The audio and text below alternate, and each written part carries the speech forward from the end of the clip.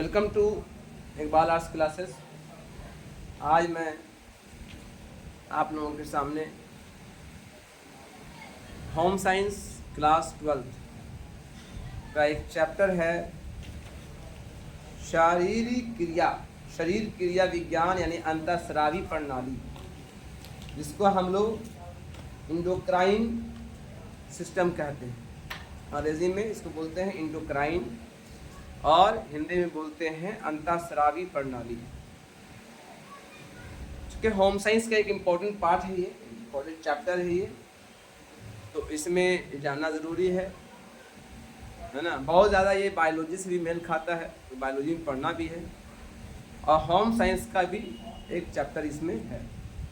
तो हम सभी जानते हैं कि हमारे शरीर में दो तरह की क्रिया हमेशा होती रहती है।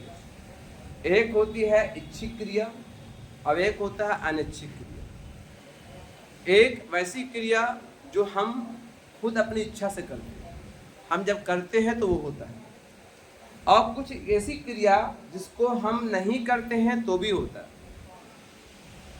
और ये जो इच्छिक क्रिया अनिच्छिक क्रिया जो है, ये हमारे शरीर में जो होता है, इसमें कुछ क्रियाएं ऐसी हैं जो अनैच्छिक है, मतलब अपने आप हो रहा है, जो इच्छा नहीं है तो भी हो रहा है।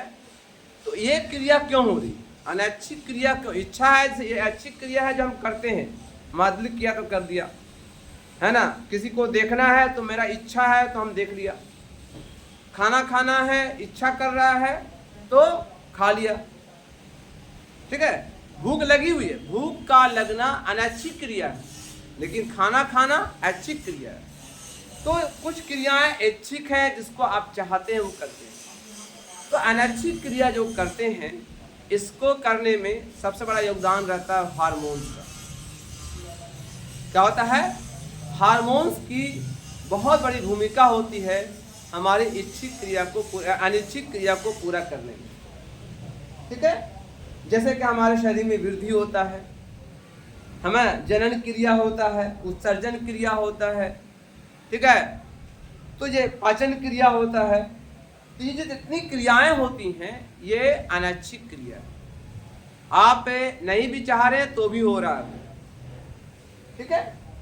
तो अब सवाल है कि यहाँ पर हमारे शरीर के अंदर दो तरह के हार्मोन्स होते हैं, दो तरह की ग्रंथियां होती हैं। एक होती है अंतःस्रावी ग्रंथियां, एक होता है बाह्यस्रावी ग्रंथियां। अंतःस्रावी ग्रंथियां जो शरीर के अंदर है, वो शरीर के अंदर आप देख नहीं रहे हैं। शरीर में से कुछ ऐसे रासायनिक पदार्थ निकल करके हमारे शरीर में खून के जरिए से हमारे शरीर के विभिन्न हिस्सों में, वो पार्ट में फैल जाते हैं और वो क्रिया को अंजाम देते हैं। उसको अंतःस्रावी ग्रंथियां कहते हैं। जैसे कि लार, अगर लार ग्रंथि है हमारे शरीर के अंदर है। अमाशय है, अमाशय का मतलब जिसको बोलते हैं हम लोग, जहाँ पर आपका मैदा जिसको बोल सकते हैं, जहाँ पर खाना खा कर भोजन जहाँ पर रहता है, जमा होता है, अमाशय हो गया आपका। अग्नाशय हो गया, जिसको पैंक्रियास कहते हैं हम लोग, पित्त कहते हैं। तो ये सब क्या है? अंतःस्रावी ग्रंथियाँ।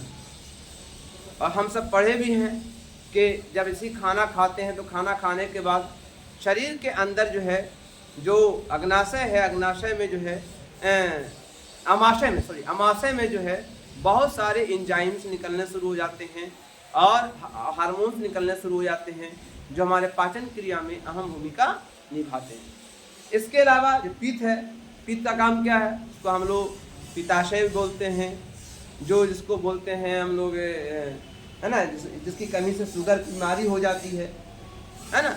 तो ये सब क्या है? ये अंतःस्रावी ग्रंथियाँ। तो शरीर के अंदर दो तरह की ग्रंथियाँ होती हैं। एक होती अंतःस्रावी ग्रंथियाँ और एक होता है बाह्यस्रावी ग्रंथियाँ। तो बाह्यस्रावी ग्रंथियाँ कौन सी हैं? तो बाह्यस्रावी ग्रंथियाँ जैसे कि आपके शरीर, हमारे शरीर के अंदर है, जैसे कि आपका हो गया तेल ग्रंथि, है ना। शरीर में आप देखिएगा, शरीर में तेल दिखेगा, तेल जैसे।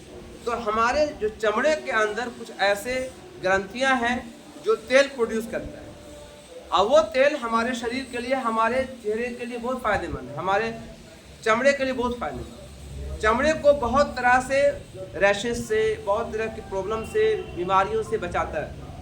इसके अलावा जो है आप देखिए, है ना, लाल ग्रंथि हो गया, पसीने की ग्रंथि। पसीना क्यों निकलता है? पसीना बड़े फायदेमंद चीज़। पसीना जब निकलता है तो शरीर को, तापमान को बैलेंस करने में सहायता करता है, तो ये बहुत इंपॉर्टेंट चीज़ है। अब जो है बाह्य अंतःस्रावी ग्रंथियां में जैसे हो गया थायराइड ग्रंथि हो गया आपका, है ना, पीयूष ग्रंथि हो गया, थाइमस ग्रंथि हो गया, एड्रिनल ग्रंथि हो गया, ये सब ग्रंथियां जो है वो क्या है, वो आपका जो है अंतःस्रावी ग्रंथि। अब उसमें से जो शरीर के अंदर जो प्रमुख अंतःस्रावी ग्रंथियां कौन कौन है, तो प्रमुख अंतःस्रावी जो ग्रंथियां हैं उसका नाम बता रहे हैं आपको, जिसमें एक ग्रंथि आपका है पीयूष ग्रंथि, ठीक है, अब एक है थायराइड ग्रंथि, एक आपका है आपका जो है एड्रिनल ग्रंथि, फिर अग्नाशय जिसको पैंक्रियास कहते हैं, है ना, इसके अलावा पैराथाइड ग्रंथि हो गया, फिर आपका थाइमस ग्रंथि हो गया, है ना, फिर एक पेनियल ग्रंथि हो गया, और बहुत सारी छोटी ग्रंथियां और भी है, अन्य ग्रंथियां हैं। तो इस तरह से बहुत सारी ग्रंथियां हैं हमारे शरीर के अंदर जो अंतःस्रावी है।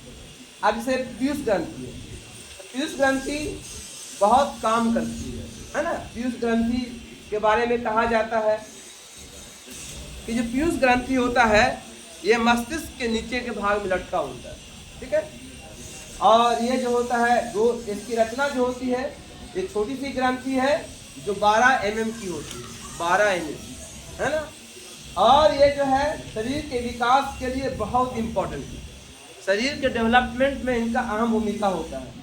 इसके अलावा जो है इसके और कई काम होते हैं, खास करके स्त्रियों में, दूध स्राव में इनकी अहम भूमिका होती है, ठीक है। ये उचित और अनुचित सारी चीज़ों को समझता है ना, जैसे पाँव का लंबा होना, इस ग्रंथि से बॉडी का निर्माण, बॉडी के डेवलपमेंट में अहम भूमिका होता है, जैसे कि पाँव को लंबा करना, सिर का बड़ा होना, बेडौल होना, सिर का अच्छा होना, बॉडी को सुडौल बनाना, ये सारा काम इसका है। इसके बिना बहुत सारा काम नहीं होगा, इसके इम्बैलेंस से बहुत सारी समस्याएं पैदा हो सकती हैं, है ना।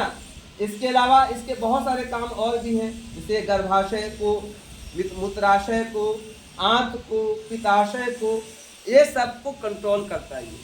ये जो पीयूष ग्रंथि है इन सब को कंट्रोल करता है ना। इसके अलावा जो है बहुत सारे और भी यौन विकास में काम आता है ना। यूथ बच्चे से जब बढ़ता है तो यूथ में जब आता है, जवानी में जब आता है तो यौन विकास में सहायता करता है, प्रजनन शक्ति को मेंटेन करता है ये पीयूष ग्रंथि। पीयूष ग्रंथि के कई काम हैं। इसके अलावा दूसरे नंबर पे है थायराइड ग्रंथि। थायराइड ग्रंथि, इसको थायरोसिन ग्लैंड भी कहा जाता है, आप जानते होंगे कि इसमें अगर ज़्यादा निकल गए या अगर इससे ज़्यादा हार्मोन्स से निकल गए तो शरीर के अंदर कई तरह के प्रॉब्लम्स पैदा होते हैं, है ना। कहता है इसके कमी के कारण जो होता है ना, ज़्यादा निकल गया तो हाइपर थायराइड हो जाता है, और कम निकला तो हाइपो हो जाता है ना। इसके कारण ये जो है हमारे टेंशन को नियंत्रण करता है। अगर गड़बड़ हो जाएगा तो सिर का दर्द होना, शरीर गर्म रहना, पसीना अधिक आना, नेत्र में है ना, नेत्र बड़े होकर के बाहर निकल आना, हृदय गति को बढ़ जाना, ऐसे बहुत सारे इसकी अधिकता से होता है ना। कभी शरीर का रंग लाल हो जाएगा, शरीर में गड़बड़ी आ जाएगी, बहुत सारी चीज़ें इसमें, है ना। इसका काम क्या है? शरीर के तापमान को बनाए रखना, है ना। ये ग्रंथि शरीर के मेटाबॉलिज्म को कंट्रोल करता है। आंतों में ग्लूकोज को भी मेंटेन करता है। ये थायरोक्सिन ग्लैंड बहुत सारे कामों में मदद करता है। थायरोक्सिन ग्लैंड के कारण ज़्यादा होने से एक रोग होता है जिसको बोलते हैं, है ना, घेंघा, है ना। जब कभी तक तो किसी आदमी को फूल जाता है इस तरह से, तो घेंघा रोग, या पैर में हो जाता है ना, एक जिसको हाथी पैर कहते हैं, वो भी हो जाता है। तो ये बहुत अहम भूमिका निभाता है कौन? Thyroid gland. इसके अलावा आपका तीसरा में जो है आपका एड्रिनल ग्रंथि, ये जो होता है प्रत्येक गुर्दे के ऊपरी भाग में स्थित होता है। इसकी संख्या 2 होती है। ये कई काम करता है ना। ये त्रिकोणा आकार का और छोटी सी ग्रंथि है। ये कई प्रकार का होता है ना। ये 2 प्रकार का होता है, एक होता है कॉर्टिक्स, एक होता है मेड्यूला। एक होता है कॉर्टिक्स, एक होता है मेड्यूला। ये तनाव में सहायता करता है। ये प्रोटीन और कार्बोहाइड्रेट के मेटाबॉलिज्म में मदद करता है। ठीक है। ये हृदय के धड़कनों को बनाए रखता है। ये मांसपेशियों को कंट्रोल करता है ना। डर और भय के तनाव के समय ब्लड प्रेशर को अधिक नहीं होने देता है, ये कंट्रोल करता है ना। ये सब चीज़ बहुत इंपॉर्टेंट है। इसके अलावा आपका एक हो गया पैंक्रियाज, जिसको अग्नाशय कहते हैं। इसका काम क्या है? ग्लूकोज को पचाना। हम जो भी खाना खाते हैं तो हर खाने में ग्लूकोज का कुछ न कुछ मात्रा होता है। जब हमारे शरीर के अंदर जब ग्लूकोज जाता है तो वो ग्लूकोज ब्लड के सहारे जो है ना सेल्स में जाता है, और वो सेल्स में जा कर के है ना उसमें रिएक्शन, उसमें प्रक्रियाओं से एनर्जी पैदा होता है। पैंक्रियाज का काम क्या है? वो जो है एक हार्मोन्स निकालता है, वही जो है ना हमारे शरीर में ग्लूकोज को पचाने का काम करता है। इसकी कमी के कारण जो है डायबिटीज़ हो जाता है ना। आप सुनोगे बीमारी हो गया डायबिटीज़ किसी का, तो डायबिटीज़ जो है इसकी कमी के कारण होता है। आज उसको डायबिटीज़ को इंजेक्शन लेते हैं, है ना। ये जो होता है ये बड़ी थैली के समान 2 हिस्सों में बटा होता है, इंडोक्राइन और एक होता है लैंग्राहंस कहलाता है। ठीक है। ग्लूकोज इंसुलिन ना, ग्लूकोज और इंसुलिन के स्रावन करता है। ठीक है। ग्लूकोज के स्तर को बढ़ाने या मेंटेन करता है, लीवर को उत्तेजित करती है। इंसुलिन ग्लूकोज लीवर में प्रोटीन और एवं वसा के उत्पादन में कमी करता है। ये दोनों में समन्वय रखता है। ठीक है। तो ये हो गया आपका नाम इसका दिया मैंने अग्नाशय। अब अगला है आपका जिसका नाम है पैराथायरॉइड ग्रंथि। पैराथायरॉइड ग्रंथि जो है ये भी बहुत इंपॉर्टेंट है ना। ये ग्रंथि जो होता है हमारे शरीर के अंदर हमारी हड्डियों की, है ना, ये सब कहता है कि ये ग्रंथि पुष्ट सतह में धंसी 2 जोड़ी आकार की होती है। अंडाकार सी लाल रंग सी ग्रंथि होती है। ये मनुष्य ने इनका वजन मनुष्य 0.0 से लेकर 0.03 तक होता है। इसके साथ कई प्रकार की कोशिकाएं, रक्तपात्र भी पाए जाते हैं। यह ग्रंथि पैराथायरॉइड नामक हार्मोन स्रवन करती है, जिससे हमारे विटामिन डी का निर्माण होता है। विटामिन डी हमारे शरीर के लिए बहुत फायदेमंद है। तो हमारी हड्डियों को मजबूत करने में पैराथायरॉइड ग्रंथि का बड़ा काम होता है। ठीक है। अगर इसकी कमी हो जाएगी तो बहुत सारी प्रॉब्लम्स हो सकते हैं हड्डियों में भी, है ना। उसके बाद एक होता है थाइमस ग्रंथि। ये गर्दन के नीचे, है ना, ओरोस्टी के ठीक पीछे स्थित होता है। ये बाहरी संयोजन उत्तकों का खोल चढ़ा होता है। यह भीतर या 2 छोटे पिंडों में बटी होती है। जन्म के समय ये छोटे पिंडक होते हैं, उसके बाद इसे बढ़ते रहते हैं। 8 से 10 वर्ष में आयु तक ये बड़ी होती रहती है, किंतु ये प्राय धीरे धीरे छोटे होकर के वृद्धावस्था में फिर छोटे हो जाते हैं। नवजात शिशुओं में जीवाणुओं आदि के संक्रमण की सुरक्षा करता है। इसका काम क्या है? बैक्टीरिया और वायरस जो होता है हमारे शरीर के अंदर, उसको बचाने में काम करता है। ठीक है। इसके अलावा जो है एक है पीनियल ग्रंथि। पीनियल ग्रंथि हमारे शरीर में भी पाया जाता है ना। ये चपटी सी होती है, छोटी सी सफ़ेद सी होती है, मस्तिष्क के में स्थित होती है। ये जो होता है इसको मेलेटोनिन हार्मोन्स निकलता है इससे, जो त्वचा में हल्के रंग के उत्तरदायी होता है। लैंगिक आचरण में भी सहायता करता है, मतलब सेक्सुअल एक्टिविटी में भी ये बहुत काम आता है। ठीक है। कहा जाता है कि जन्म से अंधे मानव या बच्चों में यौन अवस्था में जल्दी आ जाती है, क्योंकि आंखों द्वारा प्रकाश से प्रेरणा ग्रहण न करने पर मेलेटोनिन की उचित स्राव नहीं हो पाता है। ठीक है। इसके अलावा और भी ग्रंथियां हमारे यहाँ हैं, हमारे शरीर के अंदर होती हैं, जैसे कि त्वचा भी है, मतलब स्किन कहते हैं हमको, स्किन भी एक ग्रंथि की तरह काम करता है हमारे शरीर में। इसके अलावा आपको जनन ग्रंथि है जिसको गोनैड कहते हैं, है ना, जिसमें नर हार्मोन्स होते हैं और एक मादा हार्मोन्स होते हैं। नर हार्मोन्स जो होता है एंड्रोजेंस और टेस्टोस्टेरोन जो है पैदा करते हैं, जो बच्चे जो नर में जो है बच्चा जन्म करने की क्षमता को पैदा करता है। फिर इसके अलावा मादा हार्मोन्स होते हैं। मादा हार्मोन्स में मादा के अंदर जो होता है रिलैक्टिव हार्मोन्स होते हैं, एस्ट्रोजन उसके अंदर भी होते हैं, और एक होते हैं प्रोजेस्टेरोन हार्मोन्स होते हैं जो स्त्रियों में जो है बच्चा जन्म करने की क्षमता को मेंटेन करता है।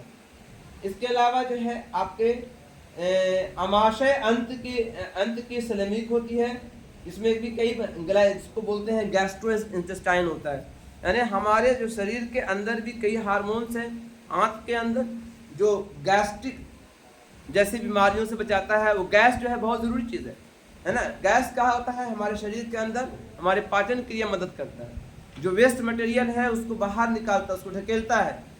तो इसमें जो है 3 प्रकार के होते हैं, एक सिक्रेटिन होता है, एक होता है कोलेस्टिन टोकनिन होता है, अब एक होता है गैस्ट्रिन होता है। तो ये सब जो है हमारे शरीर के पाचन क्रिया में मदद करता है। तो इस तरह से हमारे यहाँ हमारे शरीर के अंदर अंतःस्रावी ग्रंथियाँ जो होती हैं, और फिर जो हार्मोन्स होते हैं जो इन ग्रंथियों से निकलते हैं। हार्मोन्स क्या है, एक रासायनिक स्राव है, एक रासायनिक पदार्थ होता है जो हमारे शरीर से निकलता है और हमारे शरीर के विभिन्न प्रक्रियाओं में मदद करता है ना। जैसे ये क्या करता है, शरीर में उपापचय प्रक्रिया को नियंत्रण करता है, मतलब पाचन क्रिया को मदद करता है। अग्नाशय पाचन रसों को पाचन में पूर्ण नियंत्रण द्वारा करता है। हृदय स्पंदन के दर को मदद करता है, सांस लेने की नली को, सांस के दर को मदद करता है, शरीर के कुछ अंगों को सक्रिय करता है ना, प्रजनन अंगों को विकास करता है और उसको समुचित करता है, उसको कंट्रोल करता है, नियंत्रित करता है, शरीर को समुचित वृद्धि और बाह्य वातावरण से बचाता है। अब हमारे शरीर में कितने प्रकार के हार्मोन्स निकलते हैं, तो हमारे शरीर में मुख्य रूप से 10 प्रकार के हार्मोन्स निकलते हैं, है ना। 10 प्रकार के हार्मोन्स निकलते हैं। पहला होता है थायराइड हार्मोन्स, है ना। थायराइड जो थायराइड ग्रंथि से निकलता है, इसकी कमी से जो है इंसान सूख जाता है, और ज़्यादा निकलता है तो फूल जाता है ना, मोटा हो जाता है इंसान, है ना, वजन बढ़ जाता है। तो इसलिए कहा जाता है कि थायराइड जो ग्लैंड्स होते हैं, थायराइड जो हार्मोन्स होते हैं, ये जो है हमारे शरीर के वजन को नियंत्रण करने में मदद करता है। फिर इंसुलिन जो है, ये जो है ग्लूकोज को पचाता है, ये निकलता है पैंक्रियाज से निकलता है ना। फिर एस्ट्रोजन हार्मोन्स हैं जो ये महिलाओं में अंडा उत्पादन करने में मदद करता है, ठीक है, एस्ट्रोजन, ठीक है। इसके अलावा बहुत सारे चीज़ों से प्रजनन क्षमता को बढ़ाता है ना, गर्भाशय में कैंसर जैसे रोग से, अवसाद से बचाता है, बहुत सारे काम इसके होते हैं। इसके बाद प्रोजेस्टेरोन जो होता है, ये जो है अंडाशय और नाल, है ना, गर्भवती स्त्री जब हो जाती है तो अधिवृक्क ग्रंथियों को स्रावित करता है, शरीर के विभिन्न कार्यों में उत्तेजित करता, नियंत्रित करता है ना। प्रोजेस्टेरोन के और भी कई काम हैं, मासिक चक्र यानी मेंस साइकिल को चलाने में मदद करता है ये है प्रोलैक्टिन होता है, ये जो है पिट्यूटरी ग्लैंड में पाया जाता है, ये जो है स्तनपान कराने में, दूध स्राव पैदा करने में मदद करता है ये प्रोलैक्टिन, है ना,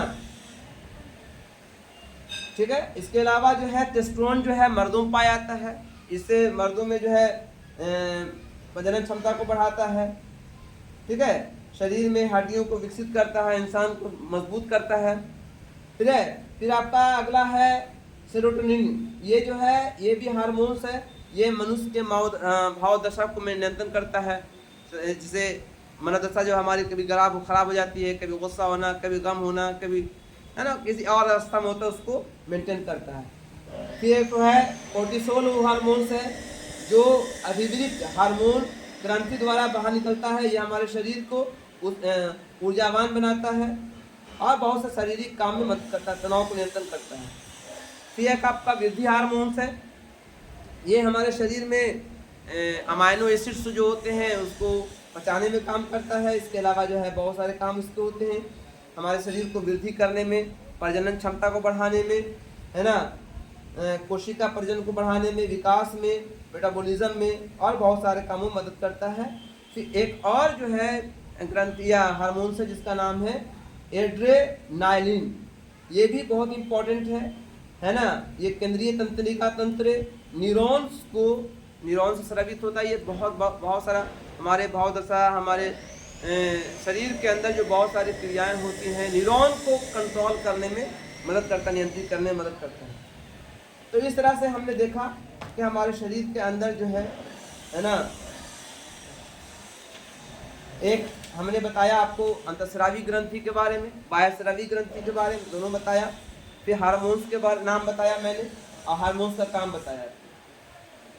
अब आइए मानव के व्यवहार में न्यूरो संचरण की भूमिका। देखो, न्यूरोलॉजी आप सुने होंगे या नर्वस सिस्टम सुने होंगे, सारा शरीर जो है इसी से कंट्रोल होता है, ठीक है। तो अब जैसे मान लिया कि इंसान को कमजोरी जब भी होती है, कोई इंसान कमजोर हो जाता है, कभी कभी थकावट होती है, तो ये नर्वस सिस्टम से सारा चीज होता है। या इंसान के जो पूरी शरीर है, शरीर के अंदर जितने भी उत्तेजना है, भावनाएं हैं, ये सारी चीज़ें जो है नर्वस सिस्टम से कंट्रोल होती है ना। कभी कभी ये गड़बड़ होने से के कारण जो है इंसान जो है पागलपन का शिकार हो जाता है, जुनूनी कैफियत पैदा हो जाती है। तो ये है ना, नेरो सिस्टम हमारे बिहेवियर को, हमारे व्यवहार को, हमारे खान पान को, हमारे रहन सहन को, हमारे चलने को, हर चीज शरीर को पूरा बैलेंस करने में नेरो सिस्टम का बड़ा योगदान है ना। और हम इसमें इस वीडियो ख़त्म करते हैं, वीडियो लंबा हो जाएगा। सिंपल सा ये कि ये जो चैप्टर है वो आपका बायोलॉजी का नहीं है, किसी तो होम साइंस से रिलेटेड है। तो होम साइंस से ही मुताबिक पढ़ाया मैंने। यही जब अगर आगे पढ़िएगा तो बायोलॉजी वगैरह में तो और ज़्यादा डिटेल में पढ़िएगा, है ना। और ये वीडियो यहीं पर अंत करते हैं। Thank you.